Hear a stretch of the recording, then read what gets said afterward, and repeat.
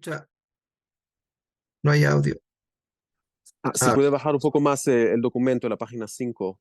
a la página 5, claro que sí. Sí, sí, habíamos visto las generalidades,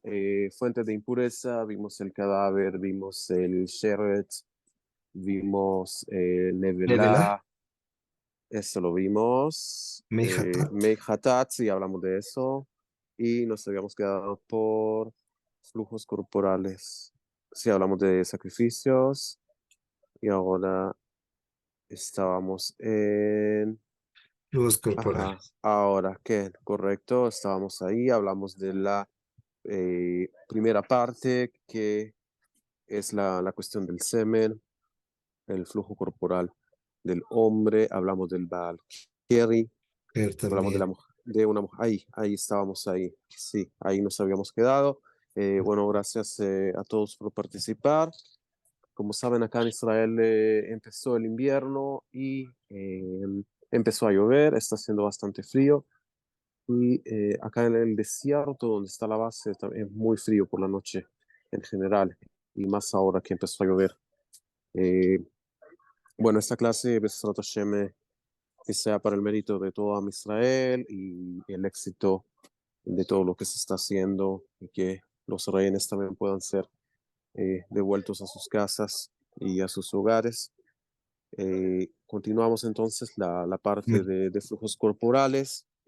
Amén. Eh, la, el asunto del SAV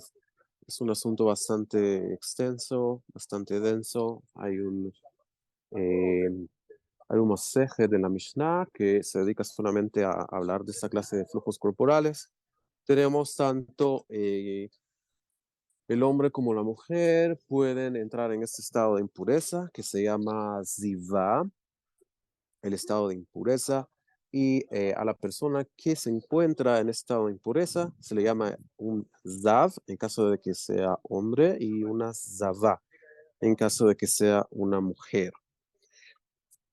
Bueno, con respecto a esto, tenemos que un varón que experimenta una descarga por medio de su órgano sexual, lo que se conoce como zivá, una fuga o un flujo similar a una secreción seminal, pero con ciertas diferencias en textura, color, y es emitida cuando el órgano está flácido. Caso contrario, como todos sabemos, a la emisión seminal, que sucede generalmente cuando el órgano del hombre no está flácido, sino que está erecto, y de esta forma generalmente se produce la descarga seminal. Bueno, descargas que no son producidas por medio de erección, sino que cuando el órgano del hombre está flácido, se conocen como sivá, o una secreción o un flujo, según lo trae el Tratado de Nidá, lo trae también el Rambam, el Hod Mechzurei Kapara, y lo trae también el Tosafot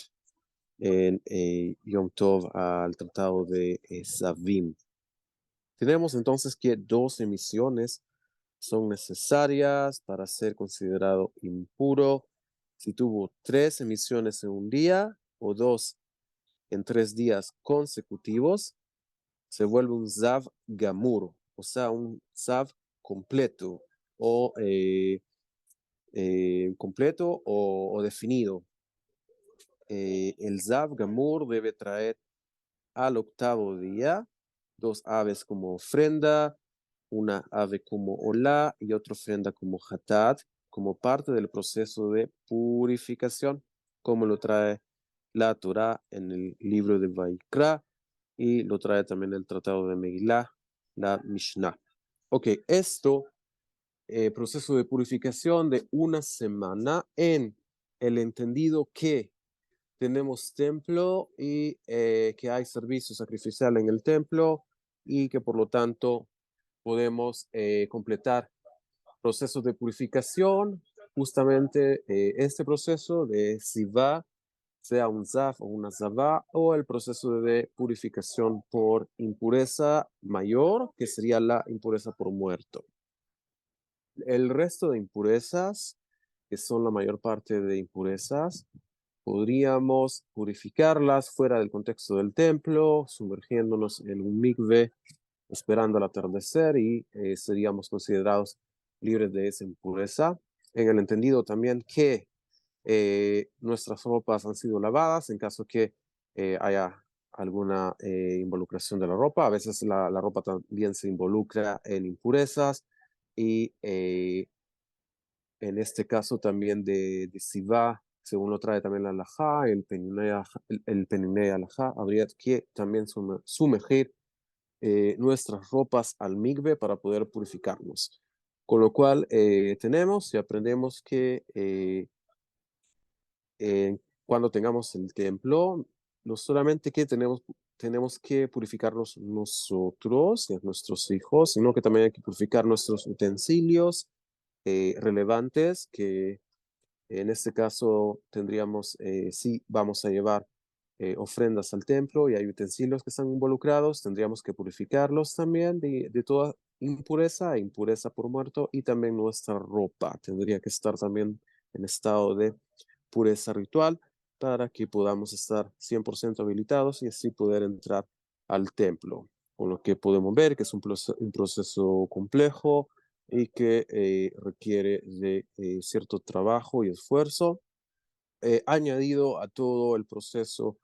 esfuerzo que requiere todo el asunto del el trabajo sacrificial en el templo, como lo hemos estado estudiando en clases anteriores. Entonces vemos que este proceso de una semana de purificación del Sav es en el entendido que hay templo, hay sacerdotes y hay servicio sacrificial, lo cual nos habilita a poder traer aves en caso de de tener esta impureza de Sivá y poder realizar este procedimiento de una semana en el cual hay que traer y presentar dos aves, una ave para Olá y otra ave para Hatat. Hemos estudiado que el Corbán Olá es el Corbán más básico que hay dentro de todos los sacrificios y existe el Corbán Olá, está dentro del contexto tanto de Olá personal, una ofrenda Olá que usted trae personalmente, por usted o por su familia, o una ofrenda Olá como la ofrenda continua que se presentaba 2 veces al día en el templo, que es una ofrenda comunitaria que representa a toda la nación de Israel, en este caso, un Corbán Olá comunitario. Y este caso del Corbán Olá que tiene que traer esta ave, que tiene que traer el Zav, sería un Olá personal, ya que es un Olá por él. Decíamos que en general el concepto básico de presentar un Olá es reconocer y aceptar el yugo del cielo sobre uno mismo y reconocer la ribonut, la soberanía de Hashem en el mundo. Eso sería el concepto más básico que hay de este Corban. Desde luego que hay otros conceptos y que podemos derivar del Corban, pero vamos a quedarnos en lo más básico. Entonces, como procedimiento de purificación, decíamos que es una semana, en el entendido que hay templo y que podemos presentar sacrificios. Hay que presentar dos aves, una como Olá y otra como Hatat. Hablamos del Corban Hatat. Hay varios tipos de Corban Hatat por el pecado, como se traduce generalmente en las traducciones, y este sacrificio tendría a traer lo que sería la expiación por la falta de haberse impurificado con esta clase de impureza. Eh, Siguiendo entonces, tenemos que Zav adquiere el grado de Av Atumá. Tenemos el grado mayor, hablamos de él, Avi Avot Atumá, que es el cadáver de un judío y sus derivados, y el resto de las fuentes orgánicas de impureza de las cuales hemos estado hablando son al grado de Av Atumá. Por lo que entonces transmite impureza por contacto directo, lo que se conoce como Magá. Lo estudiamos en las formas de transmisión. por ser cargado por masá, aunque no haya contacto directo, como hemos estado estudiando y lo hemos mencionado en las últimas dos clases, lo que quiere decir que en el caso que usted cargue una fuente de impureza, aunque no haga contacto directo con ella, sea por medio de una bolsa, sea por medio de una tabla, sea por medio de algún utensilio que usted utilice, eh, el solo hecho de cargarlo y de cargar su peso es lo que transmite la impureza por medio de masa, con Aleph al final. O si algo o alguien le causó movimiento, incluso sin contacto directo, lo que se llama Eset. Por ejemplo, usted mueve una fuente de impureza, la mueve por medio de una varilla o la mueve por medio de algo más que hace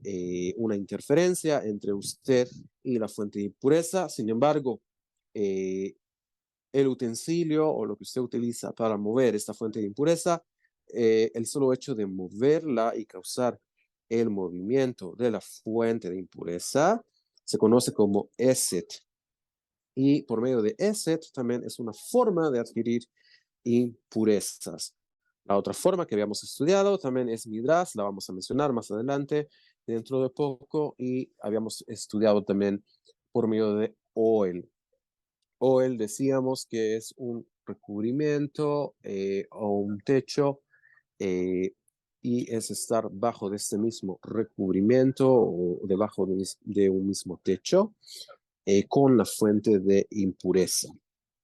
Siguiendo, tenemos que una persona u objeto que estuvo en contacto con un Zav por Magá, Masá o por Eset, se vuelve un Rishon le Tuma. No se vuelve un Av Atumá como la fuente misma, sino que adquiere un grado menor de impureza, que sería el Rishon le Tuma, el primer grado de impureza o Rishon le Tuma. Habíamos estudiado que hay hasta 4 grados en este sentido. Está el Rishon, el primero es el Sheni Letuma, segundo está el Shalishi Letuma, el tercero y está el Revi'i Letuma, el cuarto grado de Tuma, y mencionamos que no hay un grado menor de impureza al cuarto grado de impureza. Entonces, por medio de estas formas de transmisión que mencionamos, la masa, Magá, Masá y Eset, con la fuente de impureza del Zav, en este caso, que es un Av Atumá, la persona u objeto adquiere el estado impuro de Rishon le Tumá. El Zav transmite la impureza al poner su peso sobre algo también, aunque no haga contacto directo con él, lo que se conoce como midras. En este caso, el midras es justamente lo opuesto a lo que es masá. Decíamos que masá es entonces cuando usted, que es el receptor de impureza, usted lleva o carga la fuente de impureza y usted lleva el peso de la impureza. Midras es lo contrario. La fuente de impureza, por medio de su peso, aunque no tenga contacto directo con el receptor de la impureza, pero por medio de su peso, transmite la impureza a la persona u objeto por medio de lo que se conoce como midras, que sería entonces exactamente lo contrario a masa, cuando es que el receptor de impureza es el que lleva el peso de la fuente de impureza. El caso de midras es lo contrario, es el peso de la fuente de impureza que transmite la impureza por medio de su peso, aunque no haya un contacto directo con el receptor de la impureza. Esto es lo que se conoce como midras, un recipiente que adquiere impureza del zav por medio de midras, se vuelve un av atumá como el propio zav. Vemos entonces esta característica distintiva tanto de esta impureza de zivá como de esta forma de transmitirla por medio de midras, que sí, por medio de su peso, la fuente de impureza transmitió la impureza, el receptor de la impureza se vuelve un av atumá como el propio zav. Caso distinto a si fue por medio de contacto, de magá, contacto directo, por medio de masá o por medio de eset, que entonces el receptor de la impureza adquiere el grado de rishon letumá, como acabamos de ver. Eh, Tenemos entonces que se vuelve un abatumá, como el propio Zav, y por lo tanto puede impartir impureza a personas y también a utensilios, convirtiéndolos en Rishon de Tumá, como nos dice la Mishnah del tratado de Zavim. Esto en caso de que el receptor de impureza lo haya adquirido la impureza por medio de esta transmisión que se conoce como midras, se vuelve también un avatumá, y luego este avatumá nuevo que se produjo, si hace contacto directo o por medio de magá, por medio de masá o por medio de eset, transmite entonces a la persona o al objeto la impureza en un grado de rishon le tumá. Las secreciones provenientes del ZAV, incluso su orina, son av-atumá, como lo trae el Tratado de Nidá, con la capacidad de transmitir impureza por magá o por masá, como lo trae el Tratado de Nidá también, el Tratado de Kereitot en la Gemara, el Tratado de Nidá en la Gemara también, y lo trae el Rambam en el Hot Mishkav u Moshav, y el Tratado de la Mishnah de Zavim. La saliva y las flemas de un zav son av atuma también y transmiten impureza por medio de magá y de masá. Todos estos flujos y secreciones se conocen como ma'ayanot a zav. Para purificarse, el zav debe estar un periodo de 7 días libre de sivá, o sea, libre de estos flujos que lo hicieron impuro, y luego debe sumergirse en una fuente de agua viva. Esto también es algo muy característico y peculiar de esta impureza que para poder purificarse de ella, necesita la persona sumergirse en una fuente de agua viva, que es lo que se conoce como Maim Haim, no en un mikve normal, como generalmente conocemos, sino en una fuente de agua viva, como lo describe el tratado de Vaikra, la Torah en el libro de Vaikra y el tratado de la Mishnah de Mikvaot. El Zav, la mujer Nidá, la Zavá, que sería la mujer que tiene Zivá, y la Yoledet, que es una mujer que dio a luz, confieren impureza de la misma forma en que el Zav lo hace, por lo que se les conoce como el Zav y sus asociados. Lo que quiere decir con esto, entonces, es que estos mismos conceptos que aprendimos y estas características de esta impureza que se llama Zivá, que puede ser transmitida también por medio de Midras, como lo aprendimos ahora, también de esta forma, una mujer nidá puede transmitir impureza de esta forma y una yoledet, una mujer yoledet, que sería una mujer que dio a luz y que como todos sabemos se produjo también un sangrado uterino, luego que hay desprendimiento de la placenta, hay un sangrado, eh, y en el periodo del puerperio, como todos sabemos y conocemos, todo este proceso de recuperación del útero que estuvo 9 meses en un proceso de crecimiento y de extensión estructural de sí mismo por lo que contuvo, que fue el feto y todos los productos fetales, la placenta, el líquido amniótico y las coberturas amnióticas. Todo esto, pues, al salir, hace que la cavidad, que es una cavidad que creció mucho, se quede vacía, y al quedarse vacía, pues, se produce el sangrado vaginal, y esto es lo que hace tanto apertura del útero como el sangrado, es lo que vuelve a la mujer una yoledet, una mujer en su periodo luego de su parto, una mujer que tuvo un parto, lo que hoy en día conocemos pues en medicina como puerperio,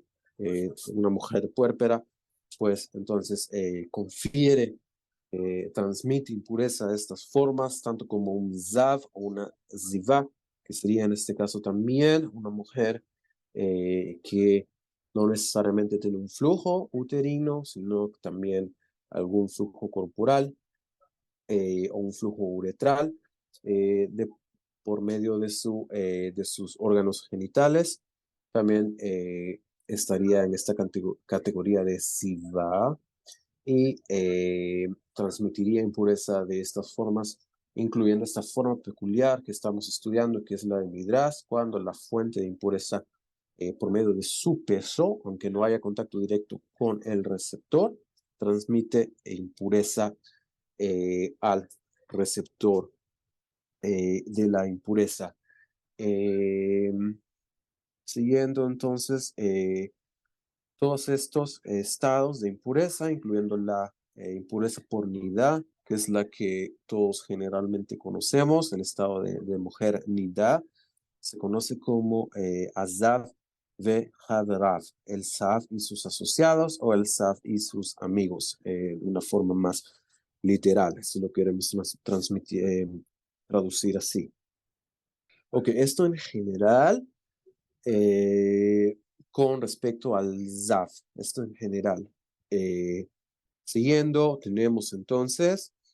teniendo ya en cuenta que la mujer nidá se encuentra dentro de esta categoría de el ZAF y sus asociados, teniendo en cuenta a priori esto, tenemos que una descarga de sangre proveniente del útero de la mujer la convierte en una mujer nida, como todos sabemos y conocemos. A nivel bíblico, la mujer nida permanece impura por un periodo de 7 días, independientemente del número de descargas que experimente durante ese tiempo, como lo trae el libro de Vaikra. La impureza de nida tiene una connotación doble. Se considera una av atumá, tanto como el zav, y transmite impureza de las mismas formas en que lo hace el zav, como hemos estado estudiando, pudiendo transmitir impureza a otras personas, a utensilios o comida por medio de contacto directo, por medio de magá, así como a personas que la carguen, incluso si no hacen contacto directo con ella, lo que conocemos como masa. Se lleva el peso de la fuente de impureza, no necesariamente teniendo contacto directo con la fuente de impureza, y así se adquiere la impureza por medio de masa. A personas que ella cargue, aunque no haga contacto directo, esto lo que se conoce como eset, o a muebles o estructuras destinadas para descanso y sobre las cuales se impone el peso del cuerpo,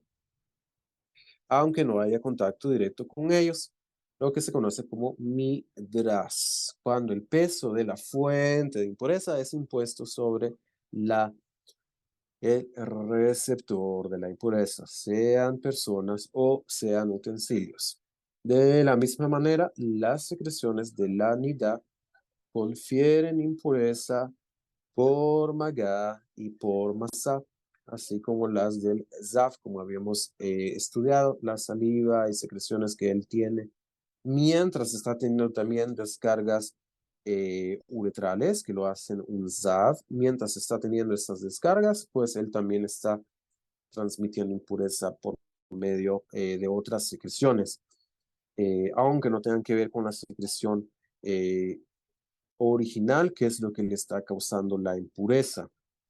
El segundo aspecto de una nidá, decíamos entonces que hay un aspecto doble, es que una herda con la cual está prohibido cohabitar, es que una herva, lo que se conoce como una herva, hay una prohibición en la Torá que se conoce en general como Gilui Arayot, de esta misma raíz con Ain, Gilui Arayot. Gilui Arayot es eh, cuando una persona, sea hombre o mujer, Haz Shalom, cohabitan de manera prohibida. Habíamos estudiado este tema en las primeras clases cuando hablamos del tema de Karet, y generalmente el castigo de Giluy Arayot es castigado y penado con Karet, descubrir la desnudez, en caso de que haya cohabitación, descubrir la desnudez de una madre, Hazbe Shalom, de una hermana, de una prima, de una tía, y la lista que nos trae la Torá de relaciones familiares prohibidas, en las cuales hay una prohibición de cohabitación. Entonces, dentro de estas prohibiciones, como todos sabemos, está también la nidá, con lo cual está prohibido bíblicamente de la Torá, está prohibido que un hombre judío cohabite con una mujer judía que está en estado de nidá, ya que se le conoce como una herda, con la cual entonces está prohibido cohabitar, y en caso de haberlo hecho, la pena es caret, y en caso de haberlo hecho, en caso de haberlo hecho intencionalmente. En caso de cohabitar, has shalom, con una nidá de manera no intencional, ambos tienen que traer una ofrenda hatat, como lo trae el libro de Vaikra. Esto pudiera suceder accidentalmente, en el caso, digamos que inadvertidamente una mujer eh, en medio de sus relaciones íntimas con su esposo, de repente tuvo un flujo, un sangrado que fue inadvertido. Ella no lo esperó, no fue programado, no fue con alguna intención. Eso puede ser uno de los casos en que se podría dar eh, de cohabitar Hazbe Shalom con una nidá de manera no intencional, en caso que en medio del acto de cohabitación haya algún flujo que eh, hagan que la mujer automáticamente esté en estado de impureza, y con lo cual entonces ya estaría prohibido seguir el acto íntimo con esa mujer en ese momento. Por lo que inadvertidamente, de manera no intencional, en caso de que esto sucediera, Hazbe Shalom, habría que traer un Korban Hatat al templo, en caso de habiendo un templo, en el entendido que tenemos un templo. El hombre que cohabita con una mujer nidá es un av atumá y se conoce como boel nidá, y permanece impuro también por 7 días y transfiere impureza como lo hace la nidá misma, como lo trae el tratado de nidá, la Gemara, en las páginas 32, cara B, 33, cara A, lo trae también el Rambam, el Ilhot, Tamei, Mishkab, Mushav. Sin embargo, se confiere impureza por midras, que habíamos dicho, que es cuando la fuente de impureza pone su peso sobre algo y transmite la impureza por medio de su peso, convierte al recipiente en un rishon, le tumá, por lo que vuelve impuro a comida y bebidas que hacen contacto con él, en este caso con ella también, porque estamos hablando de una mujer en este caso, y no a personas o utensilios. Estábamos, sí, ok, Rishon Letumá, perfecto. Una nidá puede hacer inmersión en el migbe al final del 7º día.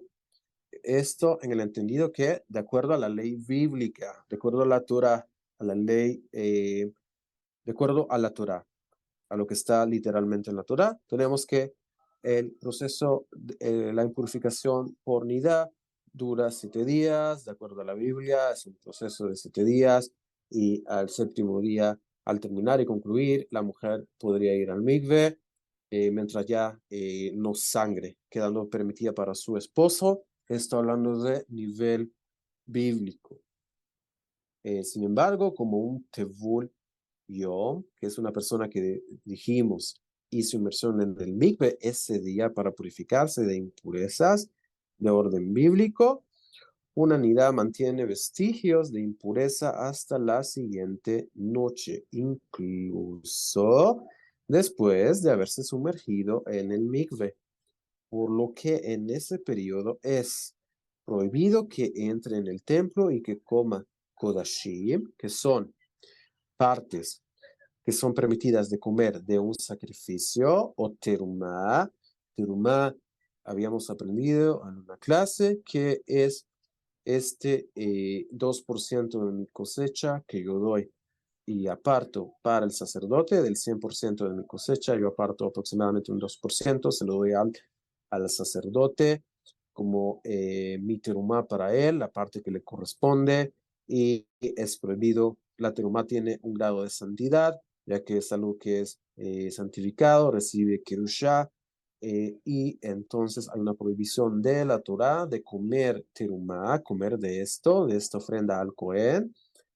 comerlo en un estado impuro.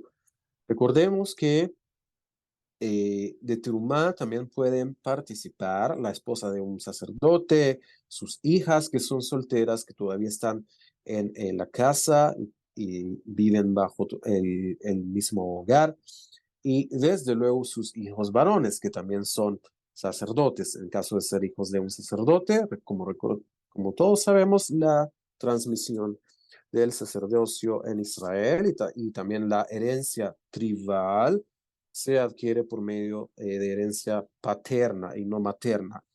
Lo que adquirimos por herencia materna es esta santificación y recibir la Shekhinah y esta santificación especial que tiene el pueblo de Israel, recibir la Shekhinah y poder disfrutar de ella y poder percibirla y poder recibir profecía y poder convivir y tener una vida espiritual como lo logró el pueblo de Israel históricamente, logrando profecía y la transmisión de la Torá y el recibimiento de profecía, de Ruach HaKodesh, todo este regalo espiritual es gracias a nuestra herencia materna, ya que la santificación de ser un judío la transmite la madre. Esta santificación de ser un judío la transmite su madre. La recibimos por medio de nuestra madre, que interesantemente la mujer desde que nace, desde que es una bebé recién nacida, ya tiene en sus ovarios los óvulos que en un futuro la mujer, que los óvulos, algunos de ellos, no todos, desde luego, algunos de ellos ya van a ser fecundados, en el caso que la mujer se case y su esposo también contribuya con un espermatozoide, pero interesantemente, parte nuestra, parte de nosotros ya estaba con nuestra madre desde que nuestra madre nació y así sucesivamente. Nuestra madre también ya estaba dentro de su madre, o sea, dentro de nuestra abuela, cuando nuestra abuela nació y así sucesivamente hasta arriba, hasta llegar a Eva, la primera mujer. Esto solamente por parte de la mujer. Sin embargo, el hombre, como todos sabemos, hasta que adquiere la pubertad y la madurez sexual, es que empieza el órgano sexual, las gónadas, los testículos empiezan a producir espermatozoides y hasta entonces empezamos a producir los espermatozoides que en ese caso, que en ese tiempo que se hayan producido, eh, si ya estamos casados, si cohabitamos con nuestra esposa y fecundamos el óvulo de nuestra esposa, pues tendríamos a un hijo. Eh, Vemos también algo interesante que en el caso del hombre, más o menos en una sola eyaculación de un hombre hay millones de espermatozoides que el 99.99999, etcétera, por ciento de ellos no van a fecundar el óvulo, sino que solamente es uno el que llega primero y puede entrar al óvulo para fecundarlo, el resto terminan muriendo. Sin embargo, aprendemos que tanto este procedimiento en el hombre como en la mujer, cuando el óvulo no es fecundado, entonces lo que se produce es la menstruación, ya que si no hay entonces un embarazo o un espermatozoide que llegue al óvulo en ese ciclo menstrual, se produce entonces la caída del óvulo y con la caída del óvulo también la caída del endometrio, la membrana interna del útero y se produce el flujo sangrado, el flujo menstrual y tanto una eyaculación haz shalom en vano como una menstruación son símbolos de muerte, ya que son procesos que terminaron en un fracaso, por así decir, de no producir vida, y entonces lo contrario o el antónimo a vida es muerte. Y es justamente el concepto de muerte o lo contrario a la vida lo que produce un vacío. La muerte produce un vacío y el vacío tiene que ser llenado con algo. ¿Y qué es lo que entonces, con qué se llena este espacio vacío de muerte? Se llena con impureza. Y es entonces que justamente estos estados que, como decíamos, de cierta forma, un fracaso de no producir vida y termina en muerte, en lo contrario, y siempre produciendo un vacío, ya que el útero queda vacío, ya que no hay un óvulo que se fecundó y que posteriormente se forma un feto de ahí, y el útero se llena de vida y contiene vida por 9 meses, queda un vacío y este vacío es llenado con impureza. Igualmente el hombre,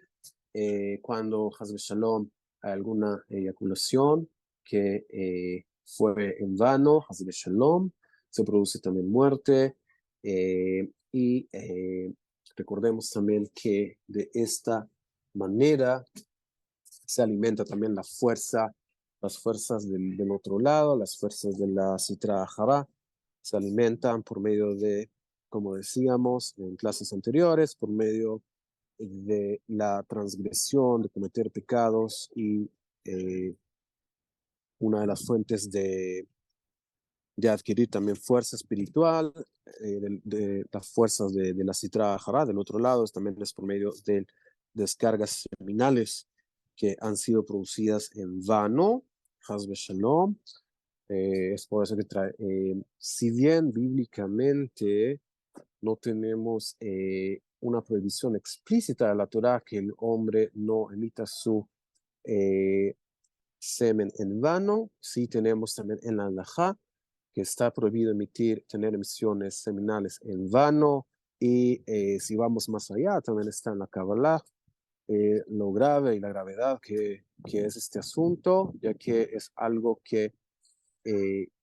como decíamos, produce un vacío, ya que si no se produjo vida,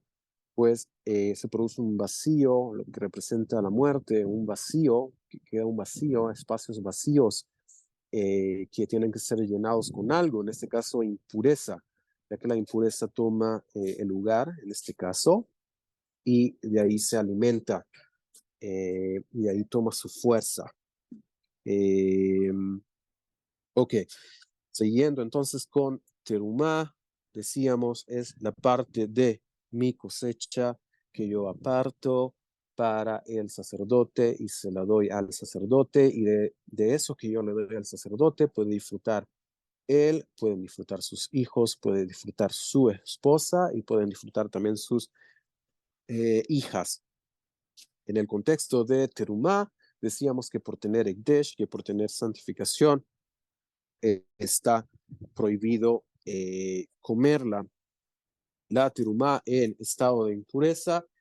y hay un castigo por comer terumá haz shalom en estado de impureza.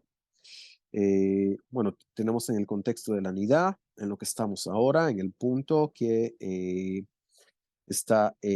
incluso en este periodo que se conoce como un tevul yom, o sea, una persona que ha completado su proceso de purificación, ha ido al mikve, pero en el caso de la nidá, decíamos, incluso después del séptimo día que la mujer fue al mikve, conserva vestigios de impureza y todavía tendría prohibido comer y participar de kodashim, de partes de carne de sacrificio que son permitidos comer y participar de ellas, y de terumá, lo que comentábamos que es la terumá. De acuerdo a la ley bíblica, una mujer no se convierte en nidá o en zavá a menos que experimente una sensación interna de flujo, que es la sangre, su sangrado saliendo de su útero. Esto a nivel bíblico, como lo trae el tratado de Nidá, la Gemara. No podría comentar mucho de esto, pero me imagino las compañeras podrían comentarnos un poco más de eso, de esta sensación, eh, así como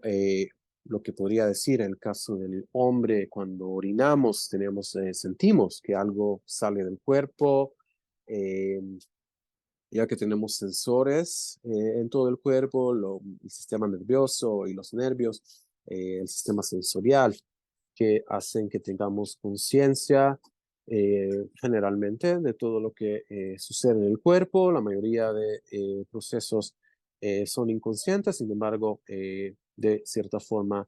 estamos conscientes de lo que sale de nuestro cuerpo en general, eh, incluyendo entonces lo que sería un sangrado uterino, que si bien es algo muy interno, ya que se produce dentro del útero, que es un órgano interno de la mujer, de cierta forma hay una sensación de que algo salió del cuerpo, y esta sensación juntamente con la prueba visible de un sangrado es lo que haría y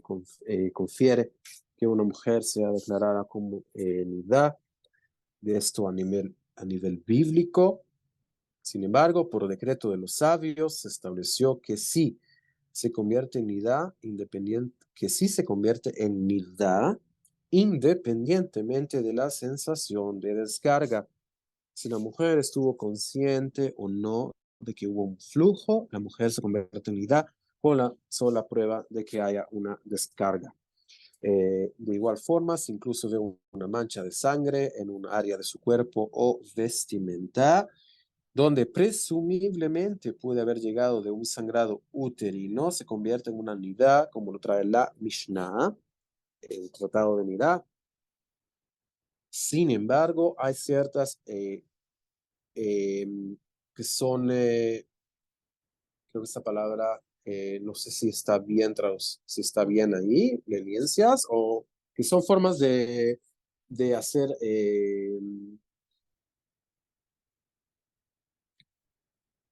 dentro de los requisitos. Tenemos con respecto a manchas que hay ciertos criterios que no necesariamente hacen que la mujer sea nidá. Esto sería lo que se quiso decir ahí con respecto a las manchas. Eh, Correcto. Como por ejemplo manchas iguales o menores al tamaño de un gris, que sería un grano, que pueden ser atribuidas a manchas de sangre proveniente de piojos. Esto lo trae el Rambam, y también está discutido en la Gemara. Aparentemente en ese tiempo había manchas de sangre por medio de animales que infestaban de repente la ropa, y al momento de aplastarlos, al sentarse o hacer algún movimiento, y que estos animales murieran y sacaran su sangre que contienen,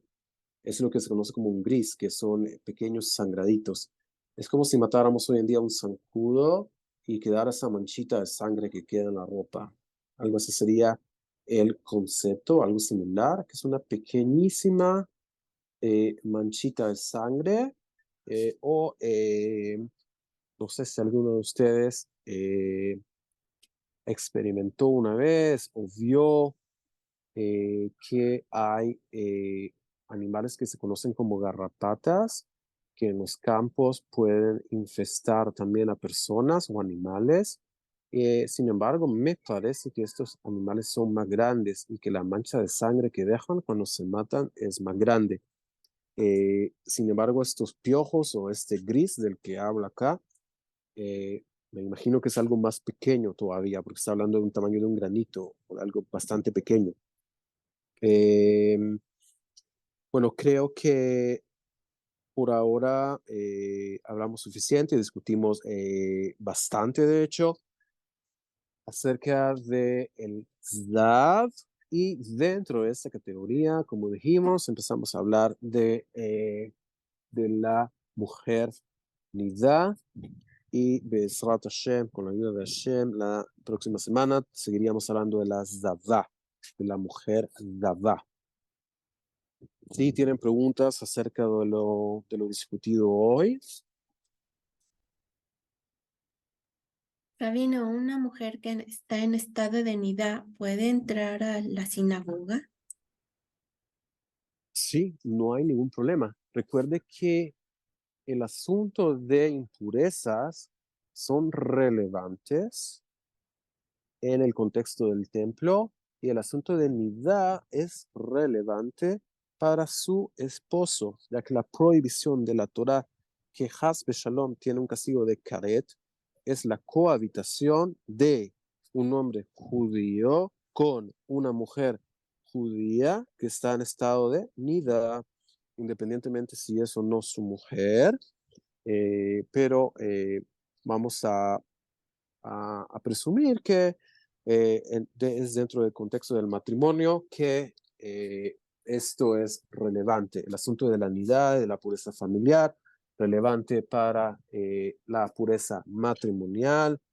y es en este contexto que sería la prohibición de la Torá de poder, la prohibición de cohabitar con una mujer en estado de unidad. Hoy en día, pues una mujer nidá, como sabemos, la esposa en la casa, aunque esté con su periodo menstrual, ella prepara la comida, le sirve a su esposo come, puede ir a la sinagoga, puede rezar, eh, no hay alguna limitación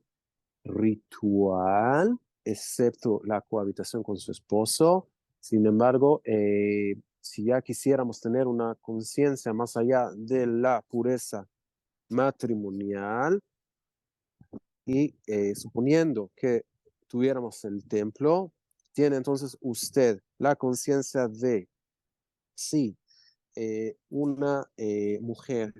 está en su periodo menstrual, como un ejemplo, viene la fiesta de Pesaj y como sabemos, tenemos que subir a Jerusalén y llevar sacrificios al templo.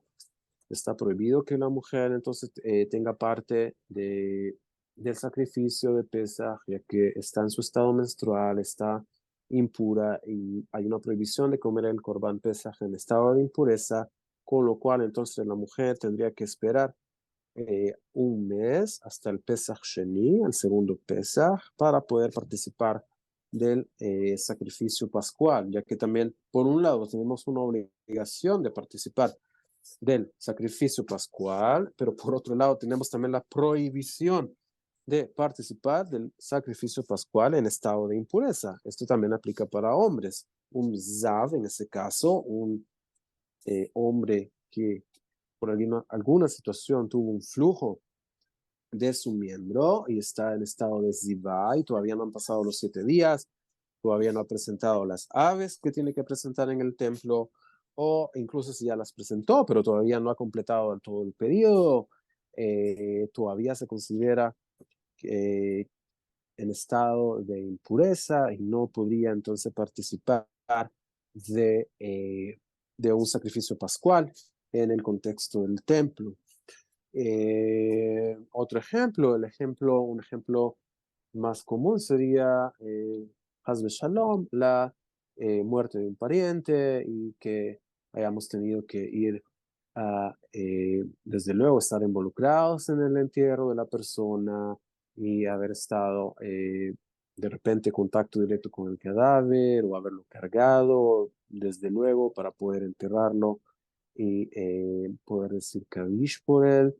Eso nos convierte en impuros, con la impureza más grande y con impureza por muerto. Desde luego que no podríamos entrar al templo y no podríamos participar tampoco del Corban, del sacrificio pascual. Recordemos también que el procedimiento para purificarse de impureza por muerto también es un proceso de una semana, el cual Besrat Hashem también vamos a estudiar más adelante. Entonces toma este tiempo de una semana en caso de que se haga correctamente. Eh, Suponiendo el entendido que es durante este procedimiento que viene Pesaj y toca llevar el sacrificio pascual, en ese tiempo estas personas no podrían participar del sacrificio pascual y es por eso que hay un segundo Pesaj para todos, una segunda oportunidad de presentar el sacrificio pascual, ya que es una mitzvah de la Torah y es de hecho una de los mandamientos positivos de la Torah, que el de no hacerlo hay un castigo de karet, de no presentar el Corban Pesach. Como vemos, entonces tenemos la seriedad que, que requiere el presentar el sacrificio pascual. Por otro lado, tenemos también las restricciones, que en estado de impureza no podríamos presentarlo. Pero en general, como decíamos, una mujer Nidá, como la estudiamos hoy, es una Av Atumá, es una fuente primaria, orgánica de impureza, transmite impureza de las distintas formas en que un Zav también lo transmite, por contacto directo con la mujer en su periodo menstrual, por medio de masá, por haberla cargado, y también lo transmite por medio de midras, que decíamos entonces cuando la mujer en este caso pone su peso eh, sobre algo o sobre alguien. En la halajá práctica del día tenemos que un hombre tiene prohibido hacer contacto físico directo con su esposa mientras ella está en su estado de nidá. Podría hacer contacto indirecto con ella, como por ejemplo tomarle el plato cuando le sirve la comida, le pone su plato en la mesa, el hombre no toma su comida y sin embargo, como vemos, la impureza también se transmitiría también por medio del plato a otras cosas, pero esto sería ya si quisiéramos pensar en un contexto más allá de lo que es la nidá en el contexto de pureza familiar, pero no hay ninguna prohibición o restricción que una mujer en su periodo menstrual pueda entrar a sinagogas o lugares de culto o que pueda participar de un evento, de un Brit Milá, de un Bar Mitzvah. No hay ninguna restricción, ya que si bien las sinagogas son lugares de santidad y que Kedushá, no, no son el templo de Jerusalén, que es el único lugar donde hay una exigencia bíblica de pureza, no solo de santidad, sino que también de pureza. Recordemos que ambas cosas van de la mano y una cosa complementa a la otra, como siempre lo vemos continuamente en las bendiciones. Cuando hablamos de Kedushá y de Tahara, de pureza, ambas cosas van de la mano. La Kedushá, la santidad, va de la mano de la pureza va de la mano de la santidad. Si bien hoy en día tenemos muchas personas que son muy santas, muy dedicadas a lo espiritual, no necesariamente eh, son personas que tienen 100% pureza. Como sabemos, todos contenemos impureza por muerto de alguna forma, ya que de alguna forma estuvimos alguna vez en contacto con algún muerto judío. e incluso los más grandes sabios, en ese caso, no podrían decir que son 100% puros, ya que todos tenemos esta impureza. Sin embargo, existe la práctica hoy en día de ir al mikve, de purificarse lo más que uno puede, sacarse todas las impurezas que uno pueda sacarse. Como dijimos, mayor, la mayoría de las impurezas las podemos sacar por medio del mikve, excepto la impureza por Zav, la Zivá que vimos hoy, que solamente llena una fuente de agua viva a un manantial, ya que la Torah lo requiere específicamente del Zav y de la Zavá, que vayan a un manantial y no a un mikve normal. Pero en general, la mayoría de impurezas podríamos sacarlas yendo a un mikve, esperando al anochecer, y ya seríamos considerados puros, en el entendido también que nuestra ropa también está en estado de pureza y que también utensilios con los que estamos en contacto están puros. Esto algo que teóricamente es imposible, ya que de cierta forma nuestros utensilios y nuestra ropa de alguna forma también adquirieron algo de impureza y es imposible que metamos toda nuestra casa a un mikve y la purifiquemos. De alguna forma siempre hay algún grado de impureza en nosotros, fuera del gran grado de impureza por muerte, como dijimos. Sin embargo, es esta práctica piadosa de ir al mikve, personas que van al mikve todos los días para mantener el mayor grado de pureza que se pueda. Sin embargo, como vemos, teóricamente es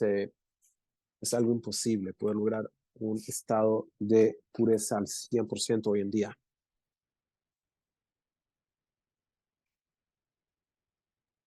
Gracias, Rabino.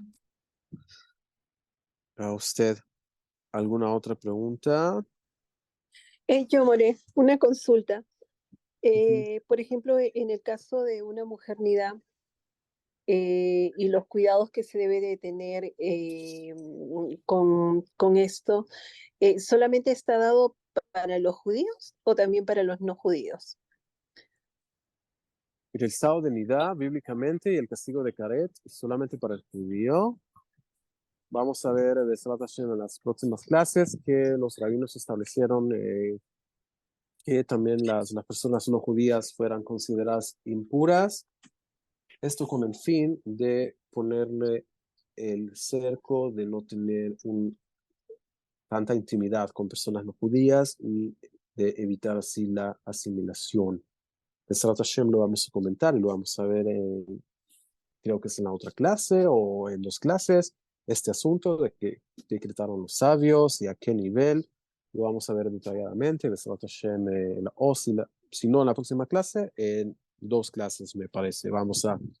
comentar más detalladamente esto. Ok, gracias, More. ¿Alguna otra pregunta?